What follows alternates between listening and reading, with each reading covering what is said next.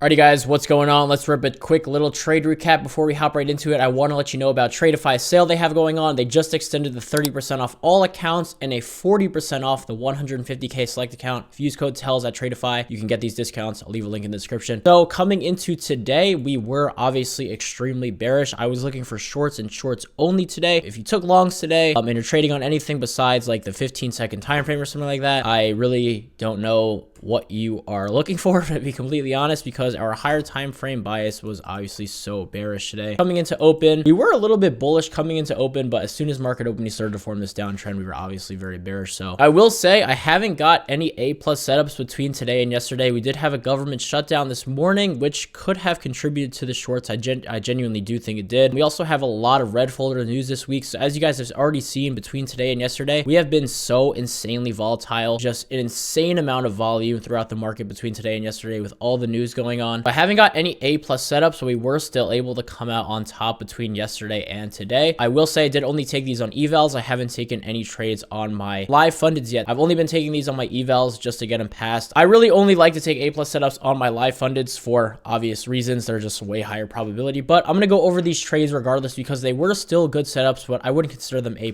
So just a little disclaimer, if you will. First thing I always do when market is about to open is I look, number one, about where we are relative to London and Asia levels. So I saw that we had an untested Asia low as well as an untested London high, which was good. And then I zoomed out onto the hourly time frame and the 4-hour time frame, and I was looking for some fair value gaps to mark out. So the first fair value gap that I noticed was this 4-hour right here, as well as this 4-hour right there. What I wanted to see was ultimately possibly a sweep of those London highs or just a rejection out of this 4-hour FVG that we had formed, especially after our huge rip up yesterday. I did think we were just due for a little bit of a balance in price since I really basically my main draw on liquidity today was this low down here. I don't think this is going to get taken out today because it's insanely far away, but I do think that's where price is going to make its way over the next couple of days, or for the rest of the week, I should say. Really, I was looking for us to tap into this gap really as my main draw on price.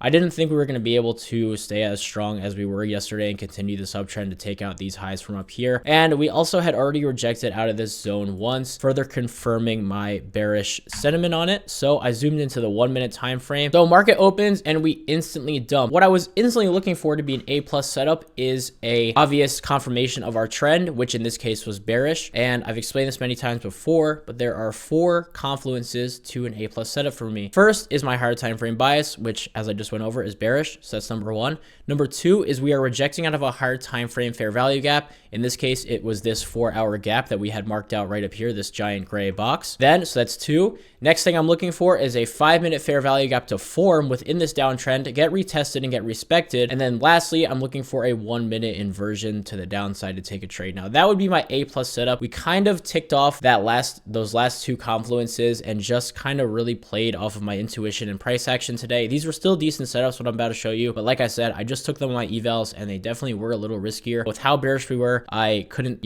sit out today, especially just because I was trading on these evals trying to get them passed. And we didn't even really get a 5-minute gap formed. We didn't get one there. We had one up here, but by now we were so far away from that. I didn't think we were going to get that retracement. The first setup I took was actually right over here. So we started to get this pullback. Now this pullback was before we had tapped into this zone. So I was still looking for shorts to play down into this zone. I actually had my TP right there. I don't know why it's like that, but pretty much my first target was the top of this zone to tap into this gap, which was that 4-hour gap that we marked out earlier. Right here that we formed yesterday. Huge imbalance in price right there. So I was looking for shorts right over here as my first trade. We got a little pullback right before tapping into that zone. And then pretty much I was just looking for a momentum break, which we ended up getting right here. And we did get a 1-minute inversion as well. So the inversion happened right here. So that's a bullish 1-minute gap that gets inverted. That's a 1-minute close below that. That is a perfect inversion. So pretty much we had our higher time frame bias. We had our rejection out of the higher time frame gap, which was right up here. And then we pretty much skipped over the 5-minute gap, 5-minute retrace, and just went straight to the inversion. So we left out that 5-minute gap as one of our confluences, but the reason being was because pretty much what you use the 5-minute gap for to get respected as that third confluence is to pretty much confirm structure. In my case, it would be to confirm bearish structure to give us a higher probability on this trade, and it's really to avoid fake outs. I'm willing to be a little riskier just because I want evals. So I ended up taking this right there,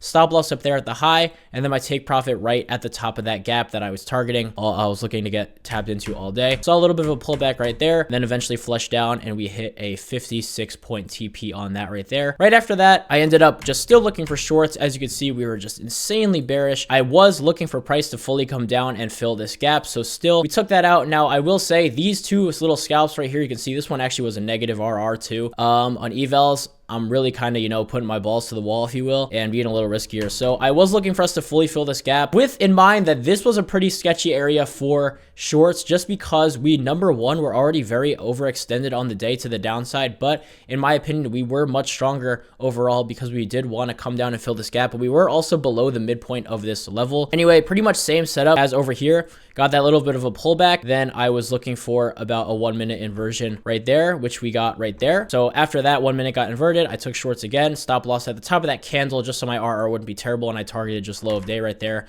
Just a quick scalp. That got hit, and then literally the exact same thing I just looked for again. We had this very, very small gap right here, and then I just waited for an inversion of that, which I got right there. Boom, entry, stop loss at the top of that candle, then just targeted the low that we just created, and that got hit again. So pretty much 3 really good, you know, I'll consider all 3 of these really good setups. And then I think, so we actually haven't filled that. Oh, we did. So we actually, look at this, guys. My sentiment on the day was actually perfect. We pretty much filled this gap by like literally 2 points and then rejected out of it. I am still bearish on the day if I was to keep trading, but we took these 3 dubs today, which were absolutely great. Weren't A+ setups. I would consider these more of maybe B+ to A-, like high B+ to low A- setups, just for the fact that we didn't get that 5-minute fair value gap respect, which is just to really confirm the structure and give us a higher probability and to avoid fake outs.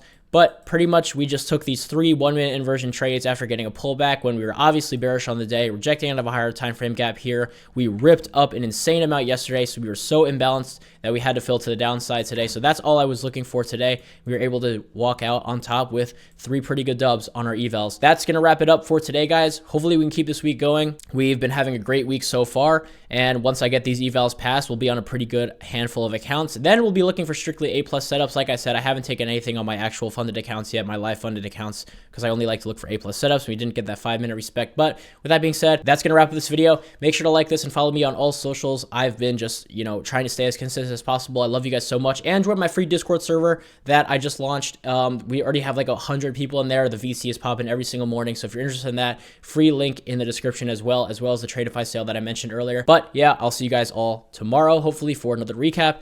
Yeah, peace.